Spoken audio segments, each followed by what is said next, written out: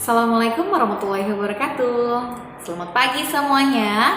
Apa kabarnya hari ini? Semoga kita selalu dalam lindungan Allah Subhanahu wa Ta'ala. Amin ya robbal alamin. Bertemu lagi dengan Ibu di pelajaran PAI. Hari ini kita masuk ke dalam pelajaran 7, yaitu tentang berwudu. Sebelum kita memulai materi hari ini, alangkah baiknya kita membaca basmalah. Bismillahirrahmanirrahim. Semoga materi hari ini bermanfaat untuk kita semua. Baik anak-anak, bisa membuka buku paket halaman 81.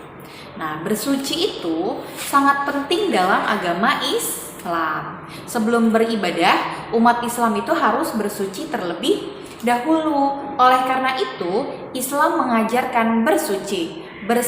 Bersuci itu disebut juga dengan toharoh.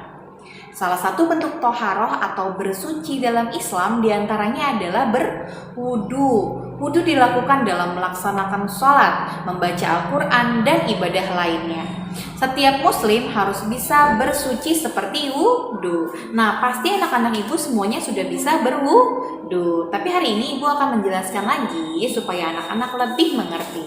Ya, pengertian wudu yang pertama. Wudu berarti membasuh sebagian anggota badan tertentu berdasarkan cara-cara yang telah ditetapkan dalam Islam. Tujuan berwudu adalah untuk menghilangkan hadis kecil. Allah tidak menerima sholat seseorang yang tidak berwudu. Jadi kalau kalian tidak berwudu terus kalian sholat, itu sholatnya tidak akan diterima. Sholat yang diterima itu adalah dengan cara berwudu yang baik dan benar. Nah, selanjutnya, berwudu itu merupakan salah satu syarat sah sholat. Apabila kamu tidak berwudu, maka sholatmu tidak sah. Ya, di sini berwudu itu menggunakan air. Air yang dipakai berwudu itu adalah air suci yang mensucikan atau disebut dengan air mutlak. Maksudnya air suci yang tidak terkena najis ya, air yang bersih. Contoh air yang bisa dipakai berwudu itu adalah air sumur, air pam, air sungai, air hujan, air laut, dan air danau. Itu bisa dipakai untuk kita berwudu. Contoh air yang tidak bisa dipakai berwudu adalah air kelapa, air teh, air kopi, dan air yang terkena najis. Itu tidak boleh untuk berwudu, ya. Nah, lalu tata cara berwudu. Yang pertama ngapain sih? Yang pertama adalah membaca niat berwudu. Lalu yang pertama kita basuh adalah telapak tangan. Semuanya ini harus basah ya. Habis membasuh kedua telapak tangan, anak-anak berkumur-kumur sebanyak 3 kali. Dibuangnya ke sebelah kiri. Lalu yang ketiga adalah membersihkan lubang hidung dengan menghirup sedikit air dan mengeluarkannya kembali ya. Masuk kedua hidung dihirup terus dikeluarkan kembali sebanyak 3 kali. Yang keempat adalah membasuh muka atau wajah. Semuanya itu harus kita basuh sampai basah semuanya ya. Tidak boleh ada yang tidak terkena. Sebanyak 3 kali juga. Lalu membasuh kedua tangan sampai siku. Kedua tangannya harus sampai siku. Kalau cuma sampai sini doang, ibu malas bu gulung bajunya cuma sampai sini aja, itu tidak sah. Harus sampai dengan siku. Untuk anak perempuan, tangannya digulung dulu ya. Bajunya digulung sampai dengan siku. Sebanyak 3 kali. Dilakukan dari tangan kanan dulu, baru tangan yang kiri. Setelah itu, mengusap sebagian kepala ya. Bagi anak-anak perempuan, kerudungnya dibuka dulu. Kalau untuk anak laki-laki, pecinya dibuka dulu ya. Menyapu sebagian kepala sebanyak 3 kali juga. Mengusap kedua daun telinga. Daun telinganya diusap, dibersihkan.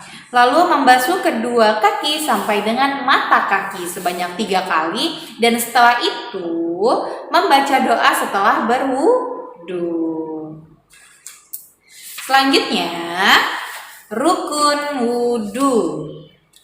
Rukun wudu artinya beberapa hal dalam berwudu yang tidak boleh ditinggalkan. Jika salah satu rukun wudu ditinggalkan, maka wudunya tidak sah. Apa saja sih yang menjadi rukun wudu? Yang pertama adalah membaca niat. Ya, niat wudhu ada yang bisa, pasti semuanya sudah bisa ya. Niat wudhu, nawaitul wudhu aliraf'il hadasil asgoril farodolillahi ta'ala. Saya berwudu untuk menghilangkan hadas kecil, fardu karena Allah Ta'ala. Itu adalah yang pertama itu, rukun wudhu yang pertama niat.